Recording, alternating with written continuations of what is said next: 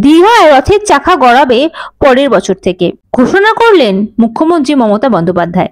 এবছর রথের চাকা গড়াবে না দীঘায়, পরের বছর থেকেই রথযাত্রা শুরু হবে সৈকত শহরে। শুক্রবার এক্স হ্যান্ডেলে একথা ঘোষণা করে দিলেন মুখ্যমন্ত্রী মমতা বন্দ্যোপাধ্যায়। এবছর রথের চাকা গড়াবে না দীঘায়, পরের বছর থেকে রথযাত্রা শুরু হবে সৈকত শহরে। শুক্রবার একথা ঘোষণা করে দিলেন মুখ্যমন্ত্রী। দীঘা জগন্নাথ দেবের মন্দির নির্মাণের কাজ এখনো শেষ হয়নি। মূর্তির প্রাণ প্রতিষ্ঠা কবে ধোঁয়াশা রয়েছে তা নিয়েও।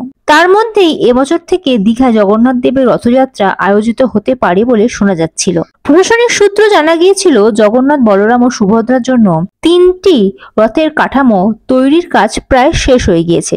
দীঘা শঙ্করপুর উন্নয়ন পর্ষদের তত্ত্বাবধানে রথ সড়ক তৈরির কাজ চলছিল। প্রশাসনের সেই প্রস্তুতি দেখেই অনেকের মনে হয়েছিল এবছর থেকেই দীঘায় রথযাত্রা শুরু হয়ে যেতে পারে। কিন্তু শুক্রবার এক্স হ্যান্ডেলে মুখ্যমন্ত্রী লিখলেন, দীঘায় রথযাত্রা পরের বছর থেকে পালিত হবে, কিছু কাজ এখনো শেষ হয়নি।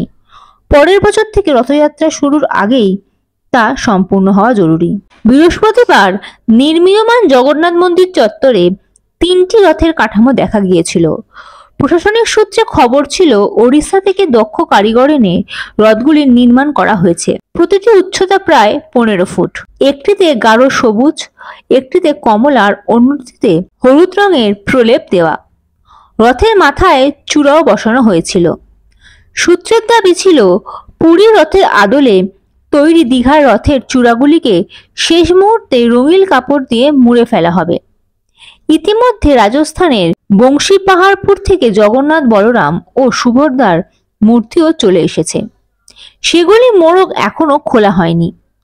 মন্দিরের অন্তঃসজ্জার কাজ শেষ হওয়ার পরেই মূর্তিগুলিকে স্থাপন করা হবে বলে জানা গিয়েছিল। জেলা প্রশাসনের একটি সূত্র এও খবর মিলেছিল, এবারে রথযাত্রা ঘিরে মেলার আয়োজন না হলেও রথ সড়কের আশেপাশে সমস্ত অস্থায়ী দোকান ও ঝুপড়ি সরিয়ে ফেলা হয়েছে। বৃহস্পতিবার সকাল থেকে প্রতিনিয়ত মাইকে প্রচার করে রথ সড়ক ও আশপাশের এলাকায় অবৈধভাবে দোকান বাঁধতে নিষেধ করা হয়। প্রস্তাবিত রথ সড়কটিতে আয়োজন মতো চওড়া করে দ্রুত রথ চলাচলের উপযোগী করে তোলার দায়িত্ব দেওয়া হয়েছে দীঘা শঙ্করপুর উন্নয়ন পর্ষদকে। এর জন্য রাস্তার পাশে থাকা লাইট স্ট্যান্ডগুলিকে উপড়ে ফেলা হচ্ছে। পাশাপাশি জল কাদা ঠেলে রোলার চালিয়ে লাল মাটি ফেলে রাস্তাটিকে দ্রুত মেরামত করা হচ্ছে। এরপরে শুক্রবার মুখ্যমন্ত্রী ঘোষণা করে দিলেন, এবছর রথযাত্রা হচ্ছে না দীঘায়। Bureau report, ND Bangla news. সবার আগে সব খবর, সঠিক খবর পেতে ফেসবুক পেজটি ফলো করে এবং ইউটিউব চ্যানেলটি সাবস্ক্রাইব করে রাখুন আর শেয়ার করতে ভুলবেন না।